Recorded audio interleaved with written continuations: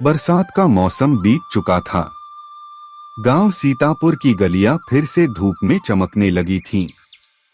खेतों में धान की फसलें लहलहा रही थीं और चौपाल पर चुनावी चर्चा जोरों पर थी।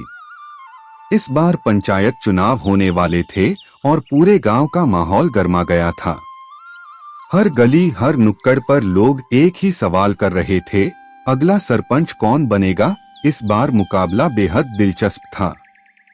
एक तरफ थे रामलाल पटेल, जो लंबे समय से राजनीति में थे और दावा करते थे कि उन्होंने गांव में सड़कों, कुएं और नल जल योजना में काम करवाए।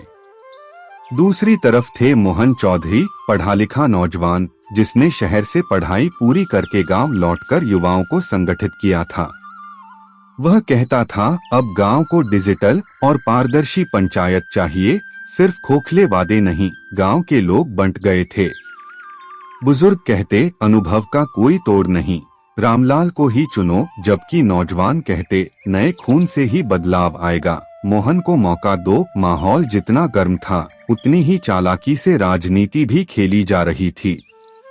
चुनाव से 5 दिन पहले अचानक गांव में तूफान सा मच गया। गांव के व्हाट्सएप ग्रुप और मोबाइलों पर एक वीडियो वायरल हो गया।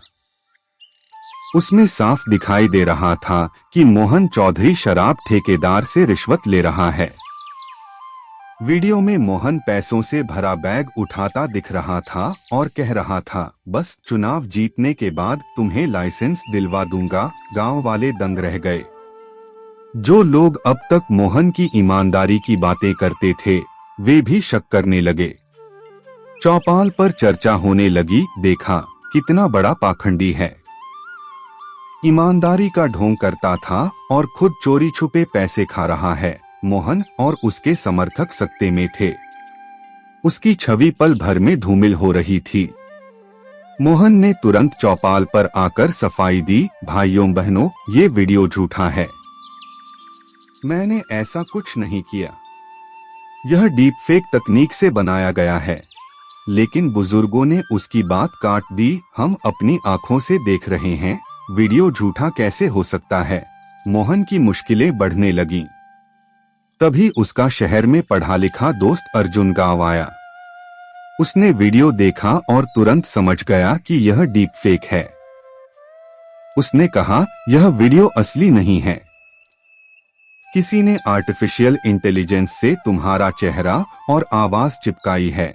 अर्जुन ने लैपटॉप निकाला और तकनीकी जांच शुरू की। उसने सबूत दिखाए, वीडियो में होठों और आवाज का मेल नहीं बैठ रहा था, कुछ फ्रेम्स धुंधले थे और बैकग्राउंड एडिटिंग के निशान साफ थे। गांव के युवाओं ने पहली बार डीप फेक के बारे में सुना, लेकिन बुजुर्गों को मानना मुश्किल था। वे कहते, हम पढ़े लिखे नहीं हैं, पर जो आंखें देख रही हैं, उसे झूठा कैसे मान लें। स्थिति और गंभीर हो गई। चुनाव से 2 दिन पहले पंचायत भवन में बड़ी सभा बुलाई गई। पूरे गांव के लोग इकट्ठा हुए। दोनों उम्मीदवार भी मौजूद थे। सभा में रामलाल के समर्थक जोर जोर से चिल्लाए, मोहन ने रिश्वत ली है, वीडियो सबूत है। मोहन चुपचाप खड़ा रहा और बोला, मैं अपना बचाव खुद नहीं करूंगा, मेरा दोस्त अर्जुन सच दिखाएगा। अर्जुन ने प्रोजेक्टर लगाया और वीडियो को फ्रेम बाय फ्रेम दिखाया। उसने बताया कि कैसे एआई तकनीक से चेहरा और आवाज बदली जा सकती है। उसने सबूत रखे कि यह वीडियो नकली है। फिर उसने गांव वालों से कहा, आज यह मोहन पर बना है, कल यह आप में से किसी पर भी बनाया जा सकता है। अगर हम आंख बंद करके यकीन करेंगे तो सच्चाई और न्याय खत्म हो जाएगा। सभा में खामोशी छा गई। कुछ लोग सोच में पड़ गए, कुछ ने सिर हिलाया। धीरे धीरे लोगों का विश्वास मोहन की ओर लौटने लगा। लेकिन सवाल यह था कि वीडियो बनाया किसने? अर्जुन ने अपने आईटी दोस्तों से मदद ली और अपलोड की लोकेशन ट्रैक की। पता चला कि यह वीडियो शहर से बनाया गया था और इसे अपलोड करने वाले को पैसे दिए गए थे। जब और गहराई से जांच की गई तो सच सामने आया। रामलाल की चुनावी टीम ने यह वीडियो बनवाया था। ताकि मोहन की छवि खराब करके चुनाव जीता जा सके। गांव में खबर फैलते ही लोग भड़क उठे। हमें धोखा दिया गया, लोग चिल्लाए। हमारे वोट को खरीदने और हमारे दिमाग से खेलने की कोशिश की गई। रामलाल के समर्थक धीरे धीरे चुप हो गए और कई लोग उससे किनारा करने लगे। फिर आया चुनाव का दिन। सुबह से ही मतदान केंद्र पर लंबी कतारें लग गईं। महिलाएं, नौजवान और बुजुर्ग, हर कोई जोश में था। लोग कहते, अब हमें पता है कि सच कौन है। हमारा वोट चोरी नहीं होगा। शाम तक मतदान पूरा हुआ।